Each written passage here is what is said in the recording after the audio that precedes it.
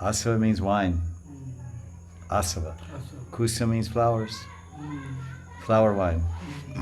So when you drink flower wine, what happens? Intoxication. Get intoxicated. And tears come from your eyes, and you roll on the floor. So Madhamangal, he with his joking, and he intoxicates the gopas so much that they're crying, their tears are shooting out of their eyes, and they're rolling on the Brajaduli. So that's why he's called. Now his sister is telling jokes all the time to Radharani and the Sakhis. And her name is Nandi Mukhi. So like Radharani says, oh, where's Nandi Mukhi? As soon as the Sakhis say her name, they start laughing. Where's the? They say, where's the bull? I say, oh, I don't know. She's out somewhere. They call the bull fast. They want to hear some good jokes. So then Nandi Mukhi will come and tell stories, jokes.